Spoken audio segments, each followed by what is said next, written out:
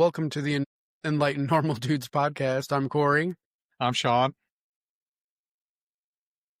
And welcome to our second episode. Killed it. It was a struggle to get to this point today, just so everyone knows. Cory all sorts of issues. Dropped the ball. He's got too many tabs open. I wonder what he's doing on that side.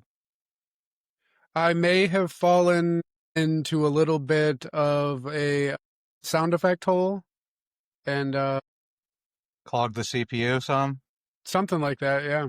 Yeah, I got you. Bow to your sensei. Bow to your sensei! Nah, I will never bow. All right, so what do we got on the menu today? All right, well, first off, I would just want to tell everybody thank you for watching our first one. And yes, exactly. It was the first one was a great episode. I got you to bow already. Oh my gosh, you did. Well, we appreciate everyone watching, and hopefully it just keeps getting better and better.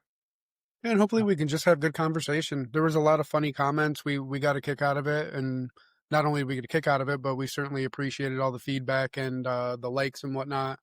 Really meant a lot to us. It was amazing. And apparently we have to do a special edition for Cory's mom because everyone wants to know the tea on that legend. Truth. And she's more than willing to be part of it. Well, you know what? Maybe she might be guest number one. We can see what she has to say. That's going to be a wild one. Well, I mean, we have to see who created the legend on the other end over here, Cory. Agreed. Because, if I don't even have words to say about that, because she must be a saint to put up with you all through childhood and teenager and bro, she created 20s. This. I know. She created that mess. Yeah. Oh, yeah. I want to thank her. You should. Just so you know, Cory and I were dying about laughing with some of the comments, and I just want to say my beard might be the Vespa, Cory's might be the Harley, but John, I just have to say Vespas get 50 miles to the gallon, and your beard looks like you need to tune up with a weed whacker. Yeah, I always hear conservatives going around talking about how much they care about miles per gallon. Yep, I mean, that's what I'm saying. So apparently mad street cred, bro. Mad street cred. Got that Vespa. Listen, man, that's a 49cc. That is. Well, some of them are anyway. All right, so we got you know what? Keep everything coming. Keep the comments coming. We enjoy looking at them, and if you want to be featured, please throw some roast at us because we'll gladly roast you back. Absolutely. And not only that, people that want to be on, I mean, obviously the first few here, we're just going to get a feel for it and kind of get our bearings. But after that, the whole idea is to have a community of people that come on and, again, try to bring people together. As long as you have that common mission of trying to, bridge those gaps and have good conversation, dialogue, even if it's just about representing your side, but doing it in a positive way and trying to get people to maybe understand you in a better way and, again, bridge those gaps. That's what we're looking for. Exactly. So just a little bit of what we're going to do tonight. Today we're going to be bouncing off some current events. The economic shutdown is one of the biggest ones that I think that we'll be tackling tonight. AI. And are we living in a simulation? How do you feel about that? Do you think we're living in a simulation? I think it's as reasonable a theory as any other. I don't know that you could really say that one makes more sense than the other. And as we've advanced more technologically and we understand that we can make these really advanced systems, and again, we're just on the precipice of it. Yeah, I mean, and then the question is, like, are we in a simulation that's in a simulation that's in a simulation, and so on and so forth? Multiple instances of the simulation. It's and then possible. If you want to do like the Zen Buddhist thing, does any of it even matter? Oh my gosh, you had to bring that in. Well, I think we should tackle the first subject of the night that, as of October 1st, basically Congress has botched the spending bill and has forced government shutdown. So far, there are 800,000 federal employees that are on furloughed. Parks are shut down, and even essentials like Social Security are in jeopardy at the moment. What's your take on this, man? Well, again, to be fair and to not be partisan about it, I think that it's always good to look at, again, quote unquote, your side, right? Because it's easy to look at the other side and try to cast blame. This has definitely become a thing in recent years that, particularly if a party is a complete minority, meaning that they, don't have the Senate, they don't have the House, and they don't have the executive branch, meaning the presidency, then this is like one of the few levers that they see as a point of leverage. But again, it's like an awful point of leverage, right? Because this can screw us up with the world economy, particularly in the way that they view us as being stable. So the less stable we're viewed, the less people are investing in our currency and backing it. Then that's when we have inflation. That's when we print more money, so on and so forth. So it just becomes this crazy cycle. But I mean, there's no good answer. It's become so normal, and again, for both sides, it just sucks that this is where we are. And It's so basically, the side that's in power is like, you get nothing. You lose. Good day, sir. Of course. Willy Wonka. Of course. Well, the last major shutdown was 2018, 2019, and it lasted for 35 days with $11 billion hit to the economy. So currently, there's a lot of projects on the table, like a $18 billion project for New York City to fill potholes, and that can't even be funded. So I guess New Yorkers have to deal with living with potholes for a little while longer.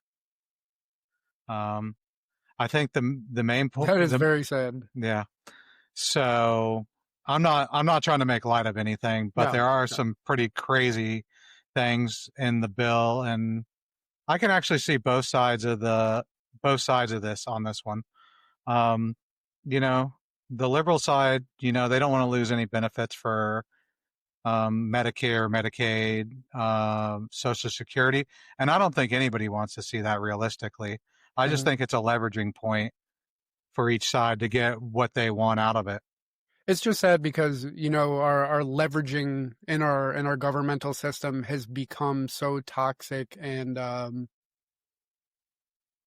just Darwinian, right? Like it's law of the jungle. And, we used to have all these norms, and over time they've been chiseled away. And obviously we feel it out here just being the normal people. That's what we talked about in our first episode. Sure. And so you see that reflected in the government. And again, hopefully if we can all start talking to one another, then maybe the next time we go and vote in our primaries and then our generals, maybe we start to think, hey, we want people that are going to take the temperature down.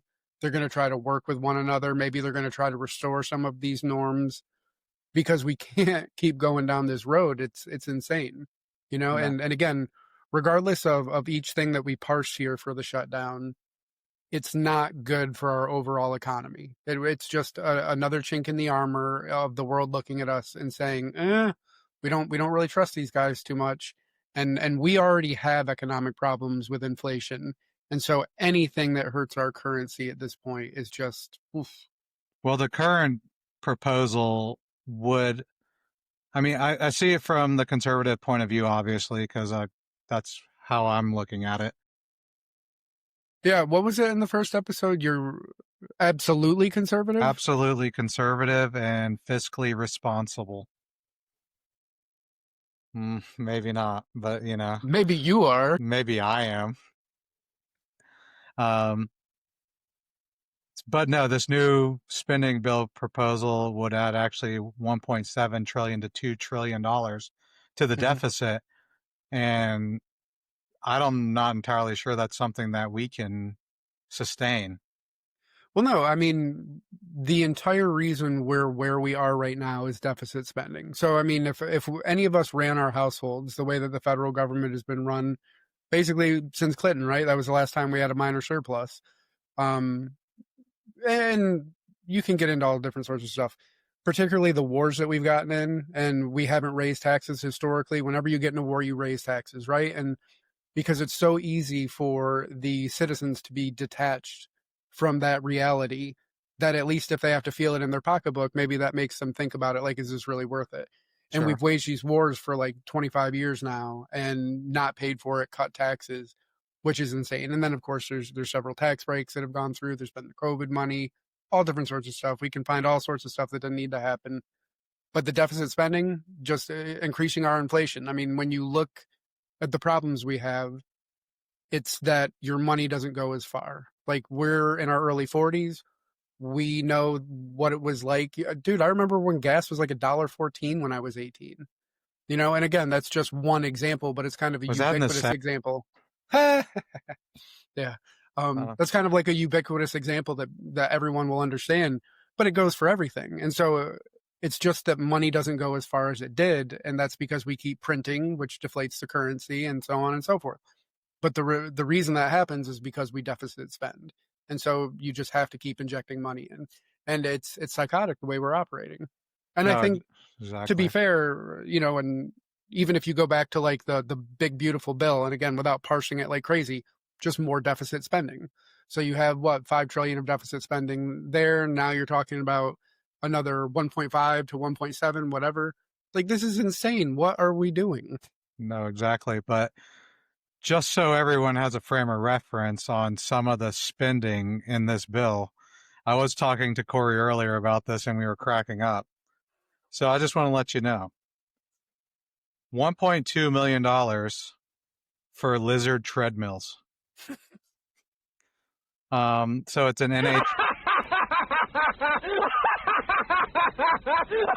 You know what laugh that is? I do not know what laugh that is. Did you ever watch The Princess Bride? No. Oh my god, dude! Classic. That's one you gotta watch. You gotta watch it. Okay. I'll have to watch it. Go ahead, as you were, sir. So the lizard treadmills was an NHI study for the metabolism of lizards running on a custom treadmill. Just out of curiosity, though, like, do we have any of the reasoning behind that? Like, what were they? No, I don't really have the reasoning behind it, but that's just the description that I was reading. All right, I got to look into this a little bit while you're reading off these other ones. How about the Afghan book club for women at $500,000? This is in Afghanistan, not in the United States, by the way. Which is crazy, right? Because they have more book bans than we have here. Well, I don't know anymore.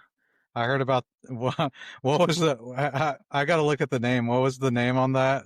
In Florida, anyways, I'm not going to go there. And my personal favorite, the effects of cocaine on Japanese quails at $518,000.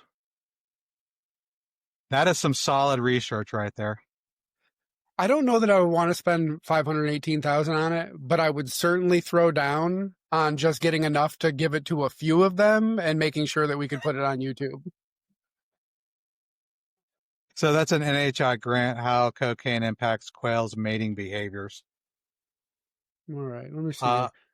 We're doing some live checking here on what this lizard treadmill business is. Yeah, maybe you can figure that out, because I was pretty confused on it. I mean, when you hear it just like that, yeah, that's The only thing I'm seeing so far is like biomechanic studies for robots. I don't know, man. Oh, wait. There's a history of them using treadmills on animals to enhance their immune response, so that they can study how they respond to bacteria and then try to what's the word I'm looking for?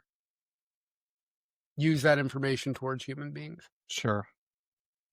Maybe it's maybe There's it's a very some good, maybe it's very solid research. I don't know. Reddit's got some cool stuff about all this animal stuff. Like there's a bobcat pea study related to pest control. Doesn't say how much, but that could be a whole episode in and of itself. I'm thinking the smart toilets for elderly is a good one too. Now, so here's the thing. You're talking to the wrong guy here because we have 2 toilets in our house and we have bidets on both of them. Listen, I'm for that one because that one's great. Once you use a bidet, oh my God, you will never go back. Well, it's for diagnosing health issues. So, I mean, that could actually be okay. I mean, you're getting into the more advanced one. I'm just talking about just being able to rinse. That's only going to cost $2.5 million a year. So drop in the bucket compared to 1.7 trillion, I guess. It's true. It's so true.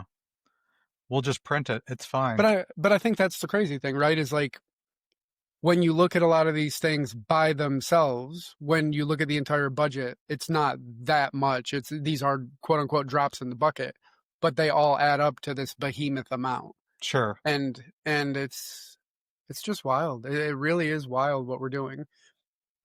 I guess the big thing, I don't know if this was your next segue, the big thing that the liberals are holding out for is healthcare, which is my understanding, and making sure that it's funded to the level that they want, meaning Medicare, Medicaid,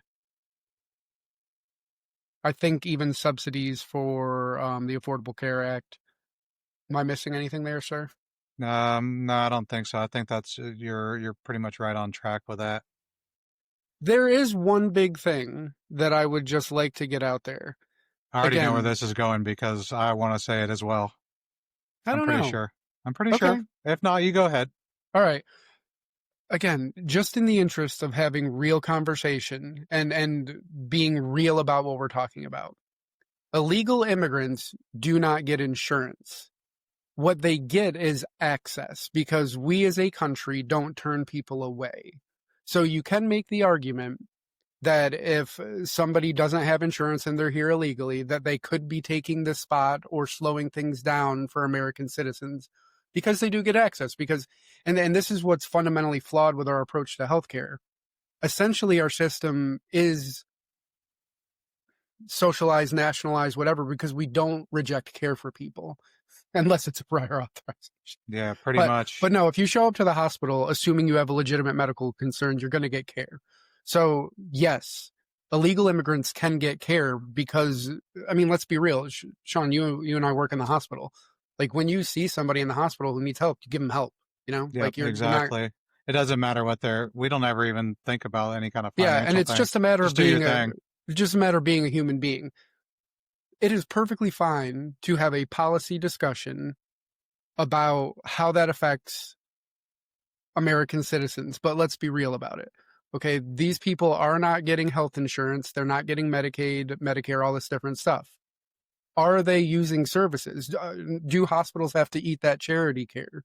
Does that make premiums go up for the rest of us? 100%. These are real conversations to have. Are they getting 3 meals a day, sitting in 5-star hotels, getting prepaid visas? That's a whole nother topic on its own. Exactly. But again, we're not doing ourselves any favors by falling into this hyper partisan thing and just saying things over and over again and trying to get people twisted up about it. Like, let's be real about it. Like, yes, they get healthcare because they're human beings when they show up. We know that we have a duty to care for people, not turn them away, make sure they're stabilized. And yes, do the hospitals have to eat that charity care? Does that affect premiums? Can that slow down care for American citizens? 100%. But are they getting Medicare, Medicaid, all this? No. Just stop saying it. It's insane. Yeah. Well, for me, you know, I'm pro capitalism. I think that every corporation should be able to make as much money as they want. However, there is one thing when it comes to insurance companies that just burns me up. Yeah. They make on average $4 billion a year in profit while denying critical care to patients. And for me, even being a capitalist, like, I don't think that's right.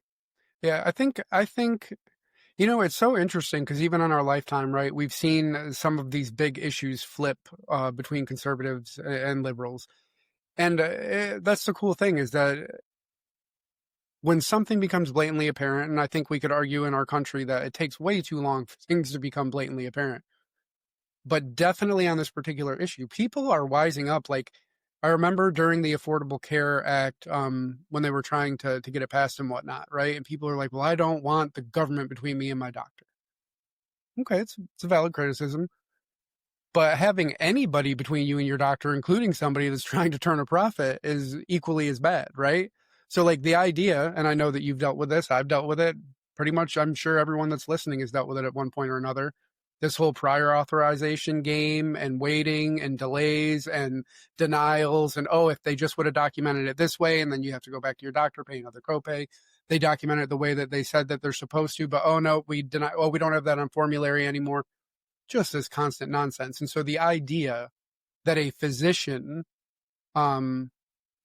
sees a healthcare issue, they choose how to prescribe, and just this constant game of you not getting the care that's being prescribed by a physician that went to school for this, it's insane. And why are we okay with anybody, any entity, whether it's a capitalist entity trying to turn a profit or the government, being in between that? It should be best practices, right? As long as you're meeting the criteria, things are documented appropriately, show that you have a need for whatever thing it is. Like, of course, there needs to be criteria that needs to be met, thresholds that need to be met.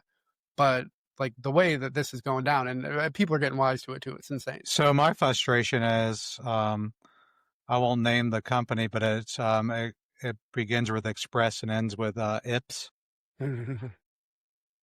Just so you know, I had a medication prescribed for me, and they denied it immediately. Of course, I was like, I know this is going to happen. So then I decided, you know what, I'm going to file an appeal. So I'm on the phone with the lady. Very nice lady, by the way. Their representatives are very nice. I mean, well, thank God for that. So at least yeah, no kidding. Yeah. At least they can do it. At least you I can said, I'd like to file an appeal. She's like, okay, I can file an appeal for you. 15 seconds later, it was denied. How in the hell did you even look at my chart that quick? Like, yeah, I mean, seriously, this is just obscene. Like, I can't wait until we get a different insurance carrier. Yeah, when I was the office manager for that physicians group, I took on a lot of the prior authorizations just because we were spread pretty thin. And it was crazy the amount of time. Now, these were patients that were asthma and COPD patients. And usually these prior authorizations were sometimes related to like inhalers and stuff, but infrequently it was more about biologics, so injections. And there were some really great injections. And I mean, they made a massive difference for these people, and the interruption in treatment was like seriously dangerous for their health. But I mean, no kidding. There were times I would spend 6 hours on the phone cumulatively, maybe over the course of a few weeks for an individual patient, which is just obscene. There was one where like I kept getting kicked back and forth between two companies because, a lot of these mail order pharmacies, they'll change, who their formulary is or whatever. And they're like, oh, no, so-and-so is covering that now. And you'll get kicked over there and they'll be like, oh, no, but they're supposed to handle this part. And like, it's just it's crazy. Like, it shouldn't even be allowed. Like, if you're going to be in that business, you should have to be able to operate in an efficient manner. You shouldn't be able to just eat up people's time and just like beat them into submission. Sure. With these games. It's insane.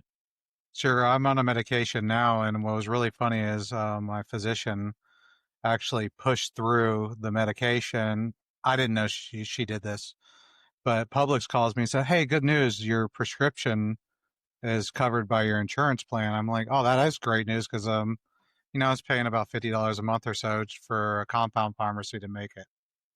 And they're like, yeah, the copay is $700 a month. I'm like, are you kidding me? And so, like, what's the point of having insurance? Yeah, why would I need insurance? I can get it compounded for $50. And a lot of people don't realize how much insurance costs, particularly because if you are fortunate enough to work for a bigger corporation that has good purchasing power, they pay the majority of it.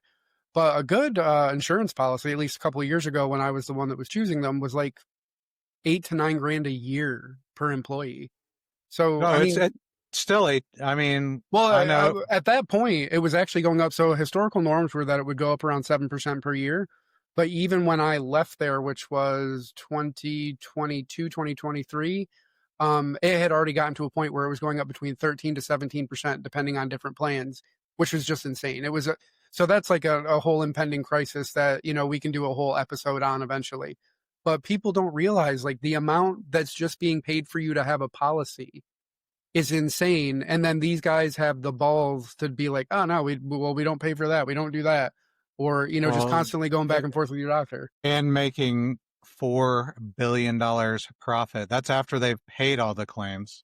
And so this is a good question for our country to have. And again, I'm not pushing my stuff, but just listen, it works out in my favor because, you know, I invest in those companies, and no, I when they understand. make money, I make money. But like overall, like, but the reality is, I'm sure you would prefer to give up the profit you're making there if you could just have efficient healthcare that was delivered to you as your physician prescribed.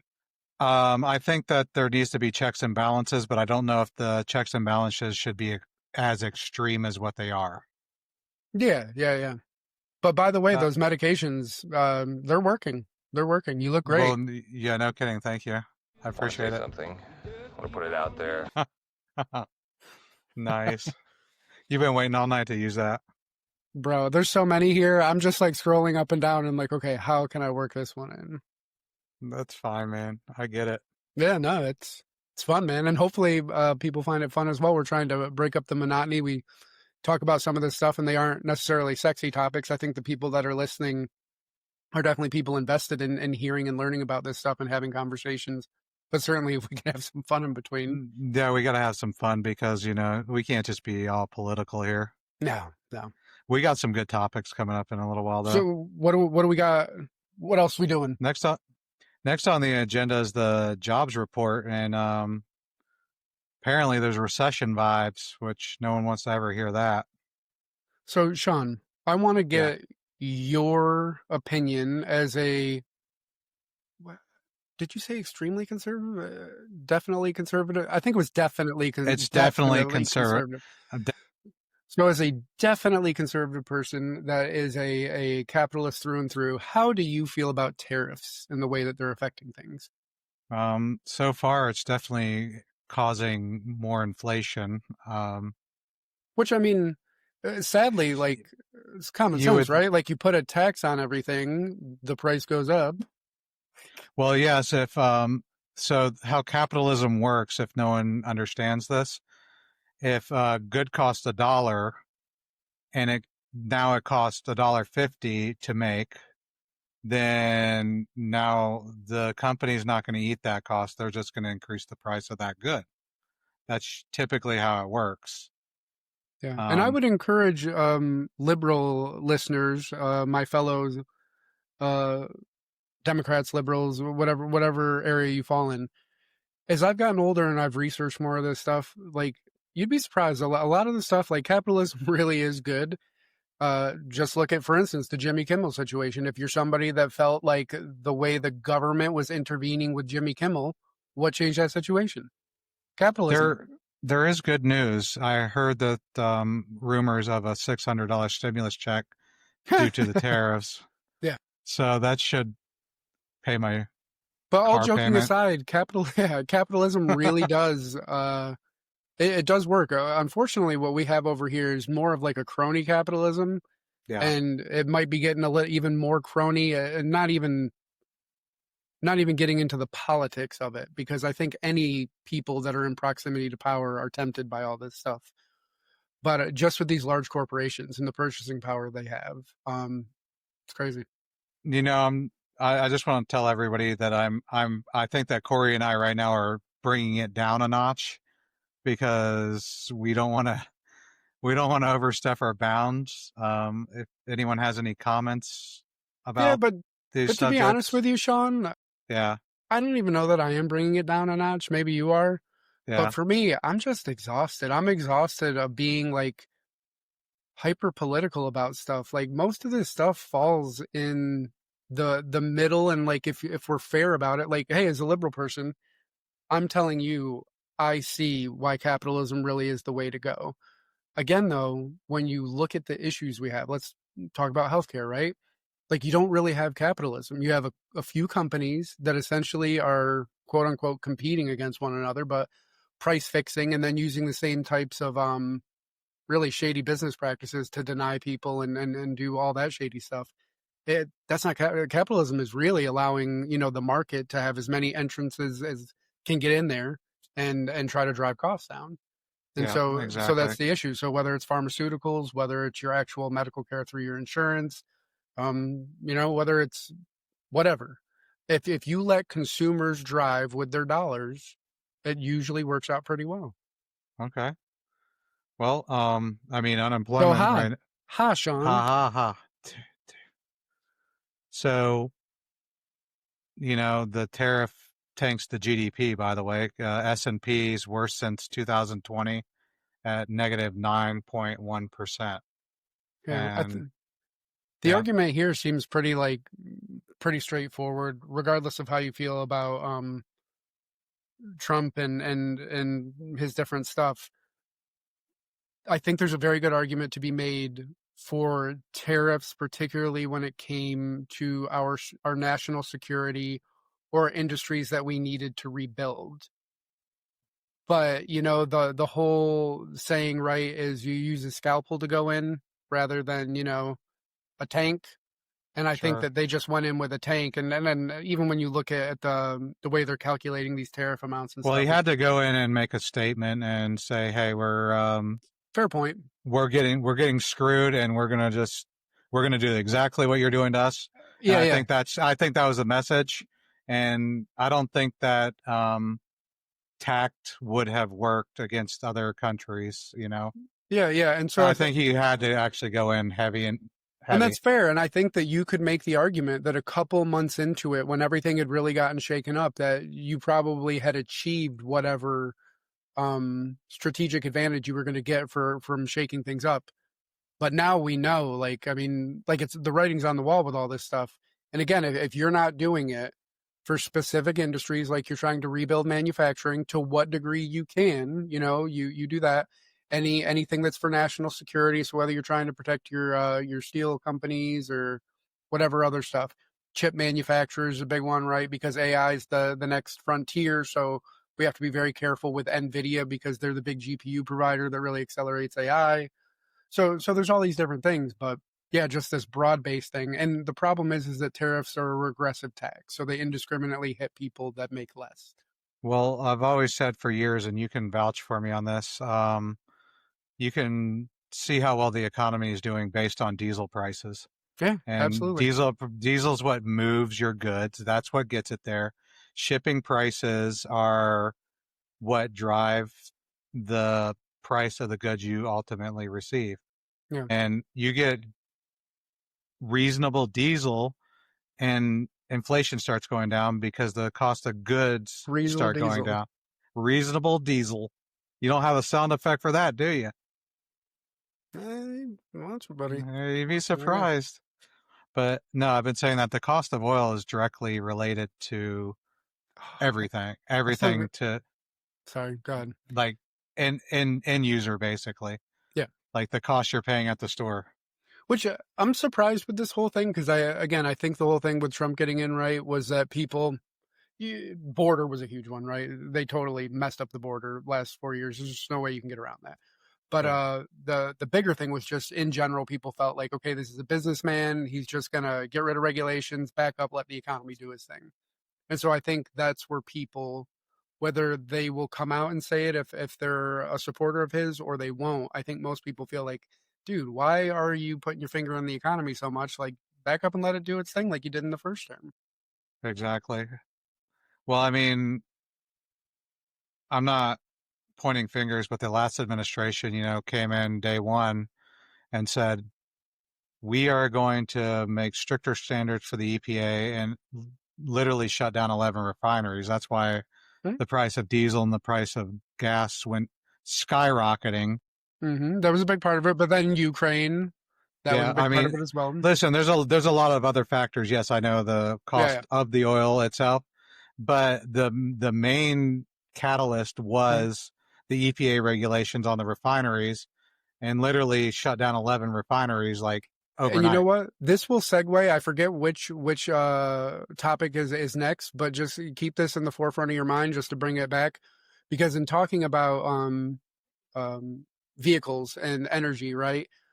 This is one of the big things with AI, and this is one of the big things with capitalism, because the whole problem with, like, for instance, liberals with the green energy, which we do need green energy. We have to be very mindful of the environment, but you also cannot force it when it's still cost prohibitive, right? So crazy idea getting onto the green initiative, like, Yeah. and getting better miles per gallon. You know, why not create an all-electric vehicle that has a small diesel generator in it that creates the power? Well, so I mean, you would literally get 100 miles per gallon, and you'd never have to plug it in. yeah, I'd be lying if I said, like, I have never been mechanically inclined. I'm a computer guy. I can open computers up, mess with them all day. Vehicles, no. But this is where, when we talk about AI, where we're seeing these massive leaps, AI is going to bring the cost of things, assuming that, again, nobody's putting their fingers on the scale or messing. But in a free market, AI is going to start to close all these loops that we haven't been able to, that just cognitively we can't get there. Leading into the next segment, like, Yeah. Is it a super intelligence or is it literally a job apocalypse? Like, it's just going to kill jobs. Oh, yeah, 100% both. I mean, currently Salesforce, when you're talking to somebody on any of the major companies, like for customer service, 50% of them are AI now. 100%, yeah. And I don't know if you've ever tried to return something to Amazon. It's almost impossible because the AI doesn't get that, hey, I didn't receive the item that you sent me. And they're like, we don't understand. Can you please repeat it? Oh my gosh. Well, but the funny thing is that they're going to get better and better and more responsive as they roll this stuff out. They just actually, I don't know if you were paying attention to this, but Google Veo, which we actually use to make our intro and some of our other stuff, which, I mean, it's really impressive. When that came out just a few months ago, so it's a video AI. People are already saying, like, holy crap, like the end of Hollywood is already closer than we thought. And don't make any jokes. I know that a lot of people will be happy about that. We don't want any deep fakes around here. Yeah. But it's already that That's good. illegal, by the way. Yeah. OpenAI now just came out with theirs. I forget the name of it. And incredible the leap it made over Google Veo already. And we're just talking a matter of months. But this is what I don't think people are processing, is that this is going to happen way quicker than you think, because now AI is building itself. It's not even human beings. And so, like, we just don't have the processing power to do this stuff. To put it in perspective, I don't know how much people are aware of this, but there is a company now, I believe they're called Goliath. I could be wrong. But anyways, this is a company that is bringing back extinct species.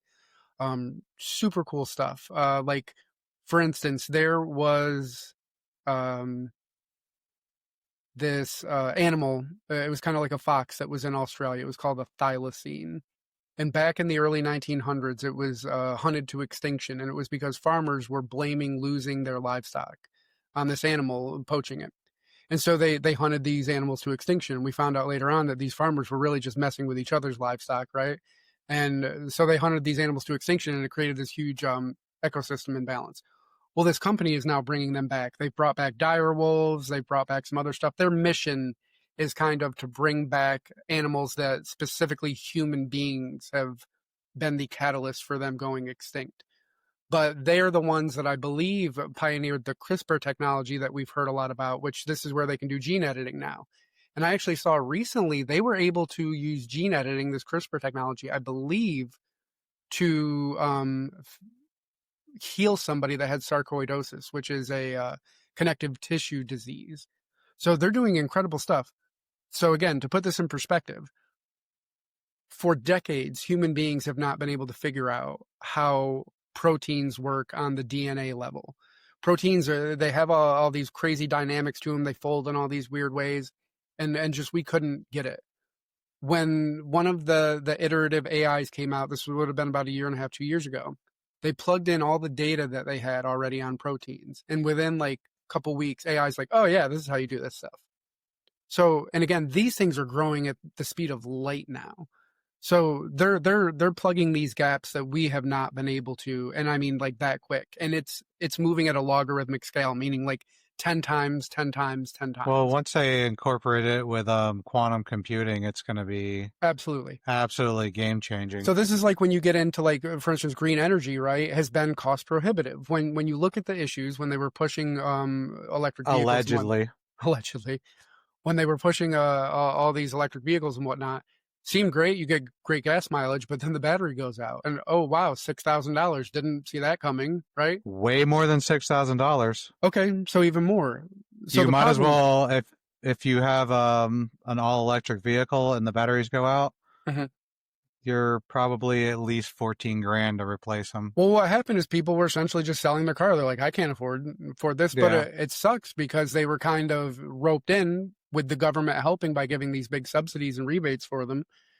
And the problem is that if you're following a capitalist society, right, the technology needs to become cost effective, and then it'll naturally take over. If it gets there and batteries are cheap enough and people can enjoy not only the low maintenance of it, but then the energy savings that they're getting from it, oh wow, it's a home run.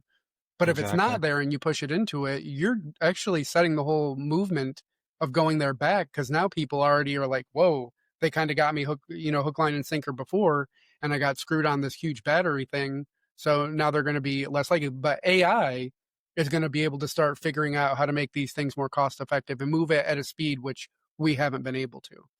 I think that you're going to be seeing a lot more like hydrogen fuel cells in the near future. And I can't really necessarily tell you what company that it's going to be because I don't know. The only one that I know that's making any headway right now is Honda. Yeah, I heard something about Toyota too. I don't remember if it was specific to hydrogen fuel cells, but I think that they had some kind of newer battery technology at the very least that was looking I believe Toyota had better batteries, or they had a different technology for the batteries. But Honda was actually making the hydrogen fuel cell. The hydrogen fuel cell that was had a lot of potential. Yeah, and I'm wondering if we're going to see that in the next few years. Hopefully, but again, this is what's interesting. So it's cool that we're tying it into capitalism, because again, when capitalism drives, pun intended, the thing is that technology should push the cost of things down. What's really screwed us is having the market perverted in a way that, like, for instance, giving rebates for vehicles that maybe weren't, cost effective yet. And then people get on the hook for that. Lost my train of thought there. They're on the hook for the new vehicles. The market perverted. Yeah. But again, perverted. And then I'm sorry, I remember where I was going. And then inflation, right? So you have technology trying to push the cost of things down. And I think you can see this, like all the stuff that we buy for our house now, right? Like we've all been on Amazon and found like, okay, I got a perfect example. I found this thing where you can clean your ears, but it has a fiber optic camera on it, and it hooks to Bluetooth to your phone. It's like $12.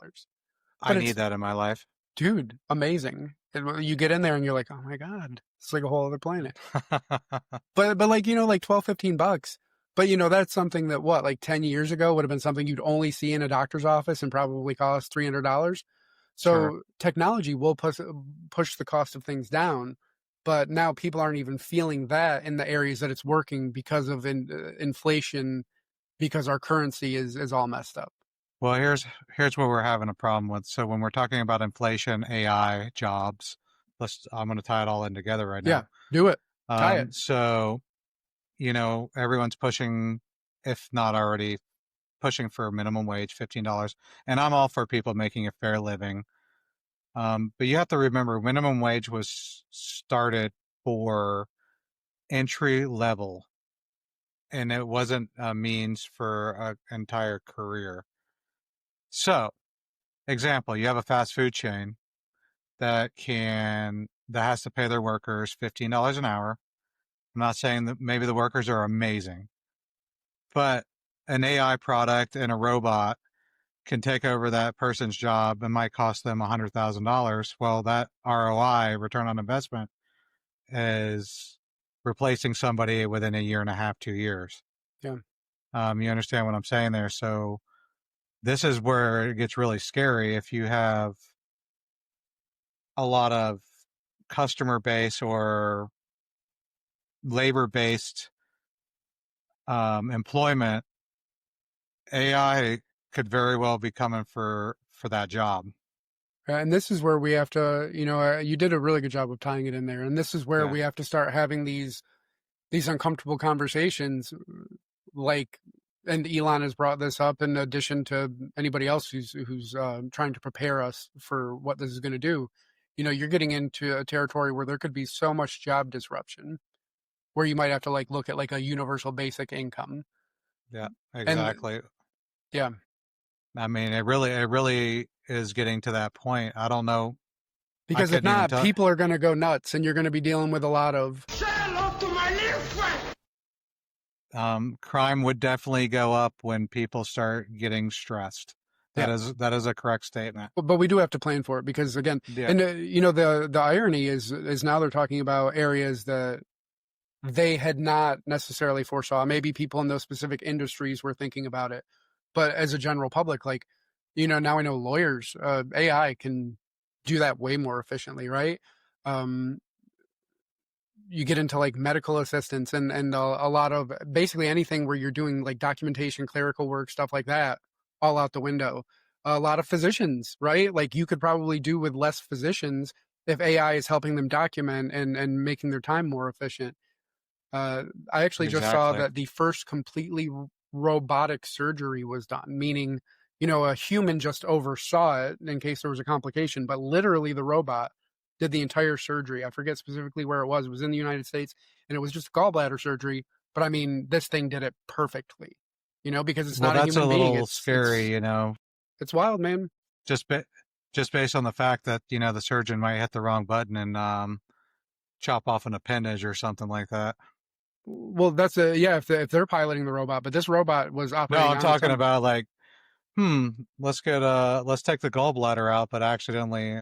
Yeah. Well, when you think about it, human beings are fallible, right? Like they're just people, and God forbid he or she is going through a bad divorce, maybe drinking a little bit, and coming in a little hungover. No, but really, I mean, they're human beings, and how crazy.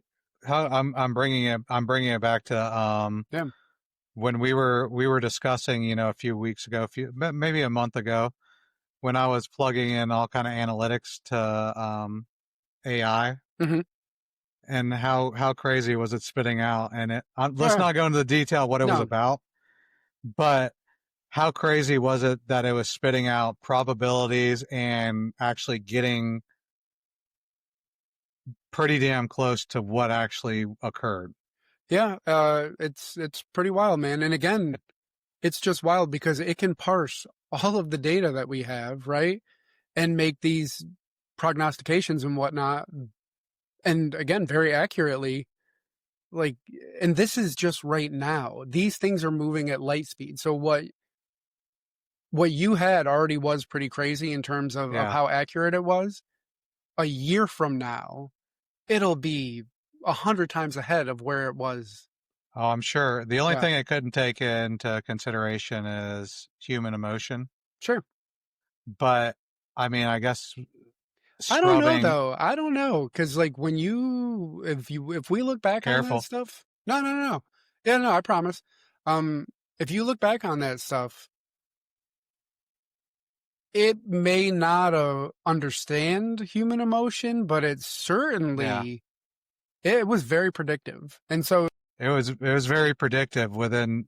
I mean, percentages and time frames were spot on. So maybe it doesn't understand it, but it certainly had to take that into account for the algorithm to get to where it was going. No, exactly. So crazy algorithm, dude. A lot of data points. Crazy. But yeah, so I think the big thing is that people should definitely be thinking about the type of job that they do.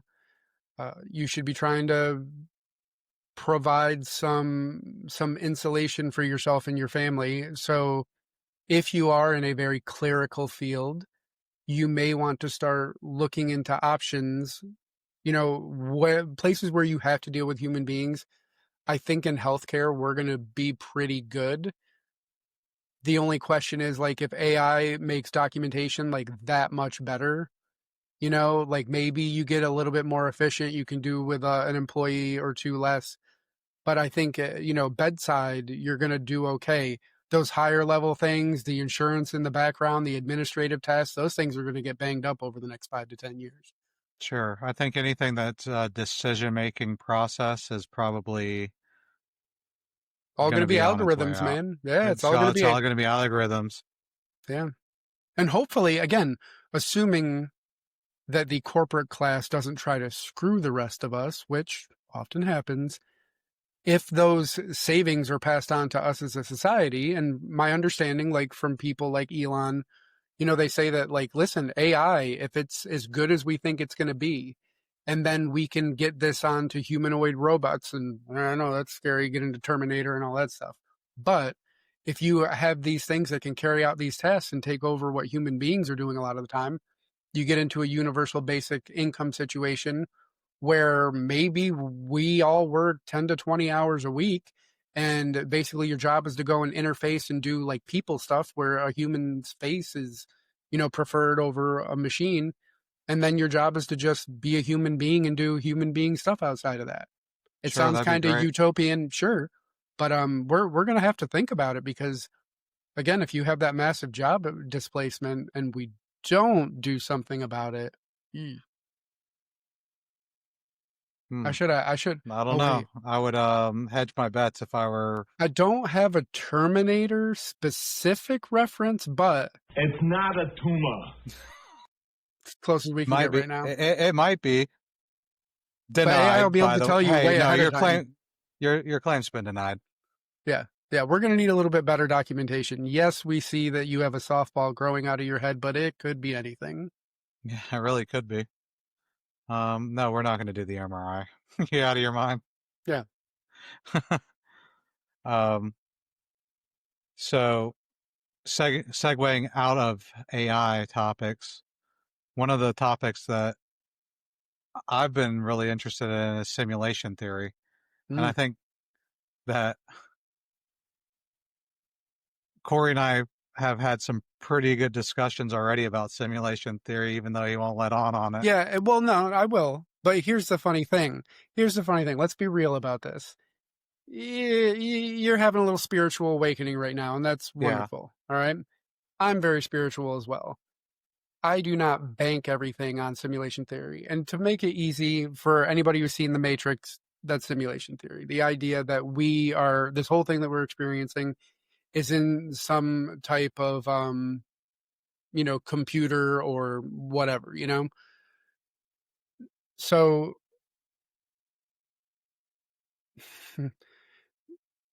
to me, being somebody who, again, is more on the spiritual side, I just appreciate life and I live in gratitude because I just think the world's amazing.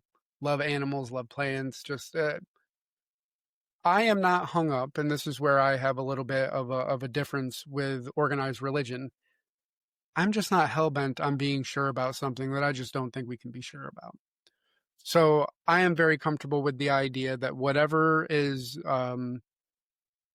giving me an internal compass, whether it's God, whether it's just nature telling me to be good, whatever it is, I'm very comfortable with the idea that if I treat other things with respect and try to do good and collaborate and work with the other living things around me, that I'm putting good karma into the world, that if there is a God, then that God appreciates it. But to me, I think that people aren't being real if they don't say any of these things that are out there could be true. So I don't put simulation theory above anything else, but I don't put it below anything else either. I think it's just as likely that simulation theory could be real and we could be living in some type of computer simulation, or Christianity could be real. I don't, or the Big Bang could be real, and this could all mean absolutely nothing. I don't think we have anywhere near enough data to. So our boy Elon is calculating the probabilities that this is not the base reality to be 1 in 1 billion. So he's speculating that there's only a 1 in 1 billion chance that this is the base reality, and there's multiple inclinations. Incarnations, I think. I think it's incarnations. I think Incarnations of reality. Yeah. So this could be the base reality. This could be a billion times out. The other funny thing, right, is that it could be combinations of things too. Oh shit! Died. You all right? I'm dying. Yeah, I'm fine. It could be combinations of things. Like that's what you call karma. Yeah, no kidding. Yeah, be careful. But yeah, it could be a combination of all those things. Like the Big Bang could be true, but like you get like way in the weeds. But there is a science out there, and I forget specifically what this specific one is. But their whole idea is that they see the universe expanding and it's getting slower and slower, and they think that this could have been going on for eternity, where everything expands out, and then when it hits that point, it comes back in, smashes all back together, everything is gone, and then as whatever that mass and energy builds, eventually it, Big Bang back out over the course of trillions of years. So there's all these crazy ideas out there, but let's be real. So I have a hard time. I mean, don't get me wrong. Mm-hmm. I've heard the Big Bang Theory a lot. Mm-hmm. I mean, I've heard it throughout my entire life. But what I have a hard time thinking about the Big Bang Theory versus creation. Did you say the Big Brain Theory? The Big Bang Theory? Yeah. Or creation is things don't tend to come together. So this is gonna be the order does not come from disorder. Right? That's that argument? Yeah, exactly. So shatter a glass on the floor, and I don't care in a billion years, it's not going to become a glass again. Well, right. You can't drop all the pieces and expect it to reform. Exactly. How do you explain life? How do you explain consciousness out of disorganization? And honestly, that's been the best argument that I've heard out of all of them. The only thing I would say is that as human beings, we're so fallible we're fallible, but not only that, our perception is so limited. Like, one of the things that has made me more open to simulation theory recently is like when you think about our existence, right? Like I remember like growing up and like as you learned more, you're like, wait. We're on this thing. And if you go far enough off of this thing, there's just nothing. Like literally you'll just legit die. It's a vacuum. There's nothing. Yeah. And then randomly, like millions of miles away, there's other stuff. And then trillions of miles away, there's other stuff. It's crazy. So, when you think about it from like a video game perspective, and I know that some people may not appreciate that as an example, but I think for people that do appreciate the idea of a video game, right? And rendering. So rendering is all the stuff that you're interacting with or you can see in a game. And obviously that takes a lot of energy to make that happen. And as we've gone further over like the last 20 years since we've come out of our teens, it's just crazy, right? Like you play a game like Grand Theft Auto, you can have a whole city rendering around you. So it's funny because you can kind of see how that works. And like, if you were going to make a simulation, you would certainly want to be careful about how much energy consumption and processing power you were using. So the idea that we're on this spherical thing in the middle of nowhere with nothing else and we can't even escape it is kind of convenient if you were to go down that road. I agree with you. How many times did I tell you about like things that I notice when I do something out of my character? Yeah. Like say I'm going down a road that I normally wouldn't go down, or something I'm doing it at a time that I normally wouldn't be doing that at.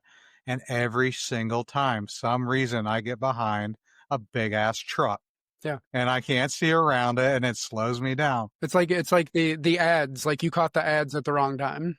Exactly. It's like, or what do you call it? Hang on a second. NPCs, non-player characters. Yeah. And it's crazy because it's like, is the stuff around here just trying to catch up to rendering, and that's why it's slowing me down. Yeah. I'm not saying I'm on simulation theory, but it does make you wonder, like, it's weird, like how coincidentally that all that kind of stuff always happens. Yeah, It's like, and okay, the only thing I would say is I don't ask anybody to believe, anything. Like all I care about is human beings being good to one another and appreciating our yeah, differences. exactly. And from my story Mhm. that karma's real. Oh yeah. You do good things, you reap the rewards of doing the good things. Well, and not only that, I think there's a lot to be said. Even if, let's say that you got somebody listening and they don't necessarily want to believe in karma, but just the idea that you keep yourself in a positive headspace, invest positively into yourself, and positive things happen. It's, Yeah, exactly. you know, I mean, as long as you're not going to the negative side, yeah. good things happen. Good things happen. So I think that's the big thing is like when you're talking about all this stuff, I get it, because right now, especially with all the crazy stuff going on, you got the mass shootings and all this stuff, and people are obviously very uncomfortable. Got the political climate going a little crazy. And so there's like this revival of faith. And I don't think that's a bad thing. I think it's good for people to have something to be a positive force in their life and kind of anchor them to reality. The only thing that scares me is when people think that their faith is the only one. So, That's where we go down a dangerous road. As long as you can recognize that if you have something that makes you want to be a better person on a daily basis and be good to those around you and be collaborative with those around you and live in peace, then that's all you can ask of anybody else. So as long as they have something, and even if they're a simulation theory person, or let's say they're an atheist, as long as they are tethering themselves to reality in a good, positive way and being good to those around them, that's all you can ask. Where no, exactly. we get dangerous, right, is like these nihilist people that just don't seem to care about anything and they're not tethered. And, I think that's what we're seeing with a lot of these people that are doing this scary stuff.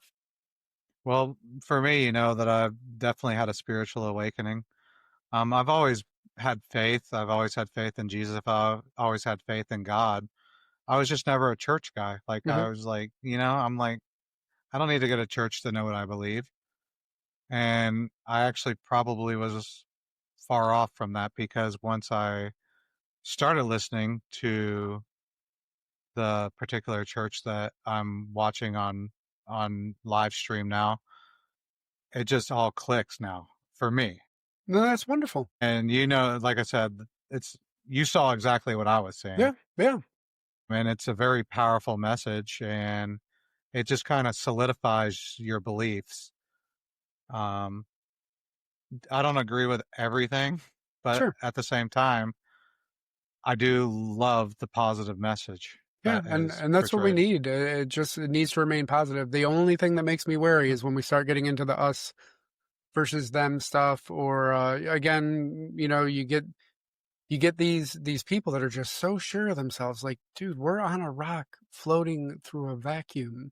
We have no idea. And it's fine if you find something that resonates with you, that's beautiful. And if you want to try to get other people on board with it, and in a reasonable way, cool. But when you start, that us versus them and like, oh, anybody who doesn't believe this, you got to worry about them. They could, like, we're all right. We're getting down a little weird road there. Well, you know how we roll. It's more of I'm going to tell you what I think, but I don't care if you. I'm not trying to convince you. I'm not trying to convince you on anything. But again, that's the high level discourse that we maintain, and I think that's again something that we're trying to encourage. Like, if you've got something that's extremely positive in your life, and again, it tethers you to reality and makes you want to be better and collaborative and live in peace, that's beautiful. And if you want to share that with other people, that's beautiful. But don't think because people don't have that same exact belief system that they're incapable of also having something that gives them the same thing. Yeah, exactly. So I don't necessarily want to push my religious views on anyone. Yeah. And I wouldn't want anyone to push them on me. So that's why I can have that respect. Because here's a newsflash. I've met a lot of really shitty religious people. I've met a lot of really shitty atheists. I've met a lot of really shitty versions of every kind of person out there. Oh, And I'm that's sure. and that's why I don't I judge mean, people based on their belief systems. I judge them based on our interactions, and how they treat others. well, when I found myself going into those dark places, I was just like, one, I've got to improve myself, and that was just one of the stepping stones. Yeah. So I'm very blessed, and I feel very good now, like, after pursuing that. I feel you, man. But what else you got for me, man? You got I some don't sound effects? You I can don't make know, but fun of me? I don't think we're quite ready to wrap it up in particular because I wish I knew how to quit you. oh man. Perfect. Yeah. Well, I mean, I think it was a good free-ranging conversation. Again, I hope that people find it fun and interesting. And I think please, I think the next one we do, I think we're going to do some more lighter conversation. This was a good one. Don't get me wrong. Mhm. I think this one was the basis of what, like, we really want to. Bro, we're in a populist moment. We've got to let the people decide. Yeah, I agree. All right. So Maybe we should put a poll out. I tell you what, you guys decide. Let us know what you want to hear about on the next go around. You wanted a light conversation, or do you want something heavier? Kind of how we did tonight. And if you vote for Cory's beard again, I'm going to be severely disappointed in you, and I probably will continue to roast you. I would like to go more in depth on your journey, in particular, how when you were having a tough time, then you started developing some new positive new positive activities and just stuff that you were putting yourself into, that you developed this highly cultivated and very stimulating algorithm on your phone of sweaty men shirtless. Oh, shut up. I don't know how the algorithm got me, but it did. It's still populating, and they're telling me how to Is it weird that build like muscle. you never thought that you could be one of those guys, but like you would like look at one of those sweaty men I'd and be like, I'd be like, oh bro, you swole. Damn, boy. yeah, no shit. Damn, I wish I had some arms like that. Easy with the potty language. My God. Oh, body language, huh? Hmm. This AI software doesn't automatically bleep it out. God, I hope not. That'd be great. No, but I think we're very respectful. that algorithm definitely got me, because I'm continuing to get gym videos. And it's like, if you want to work your biceps, work them like this. Jim, John, Harry. And I honestly never thought I'd be a gym guy, though. Mm-hmm. JIM, not a JYM. JIM. No, I meant backwards. Other way. No. I didn't mean going to the gym. I meant that really handsome fella down the street. But no, I never in a million years thought that I was going to be working out 5 days a week. That is quite a liberal church you're going to, huh? Yeah. No. You're lucky I'm we're sorry. on TV.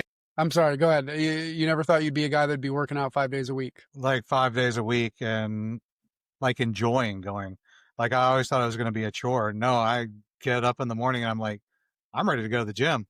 Yeah. And it's Like, beautiful. it's good. I mean, yeah. No, exactly. It's nice how as you grow older, and if you do it in a good way, I mean, you develop these things that you never thought. Like, dude, I'm so blown away that I'm like more of a morning person. I remember when I was like always evening night shift, and Yeah. it was actually my wife when we got together, and like because she was a teacher, we just didn't have any time in common, so slowly worked my way there. But now, love it. I go to the gym 4 a.m. and it's Now, is that more the JIM or the GYM? GYM. So okay, so GYM at 4 a.m. and then So I go JIM is later in the evening. Yeah, correct. Anyways, but I go at 4 a.m. and it's just because there's nobody there. If I go in the afternoon, it takes me twice as long, and I just don't think I'd be as dedicated at that point. That's what she said. She did say that. She's just like, I'm not dedicated anymore. I got you. It rubs the lotion on its skin or else it gets the hose again. Uh-huh. It sure does. No, do you have anything else? I don't have anything else, but I'd like you to close it out and tell everyone what we're thinking. Well, I would just like to thank everybody who is tuning in and sending out the nice messages and giving us some love. We genuinely appreciate people listening because this is a labor of love for us. We enjoy having these conversations, and we always wanted to share it with others, and so it means the world to us to be able to do that. So please, give us ideas, and anybody that wants to actually come on and discuss things, that's cool too. Like, we want this to be a community. And hopefully just, again, bringing people together. Yeah, we want to definitely interact with you, so please comment anything. And definitely beard love, because, come on, man, look at this thing. Yeah. You need a weed whacker. This is a work of art. But anyone that wants makes me think that there might be a God. Because how can something this magnificent just be random? And if anyone wants to have a whole podcast about Cory's mom, oh, dude, we're doing it. We're definitely doing that. Colleen is on board. I don't know Cory's mom. She's going to be so thrilled when she's watching this. She's a wonderful lady. When she's watching this part of the podcast, us talking about this, me saying her name, dude, she's ready. Game over. All right. Well, again, thank you guys for watching. Please like and share, and I'm out. Have a good night, bro, and everyone be awesome to one another. Please.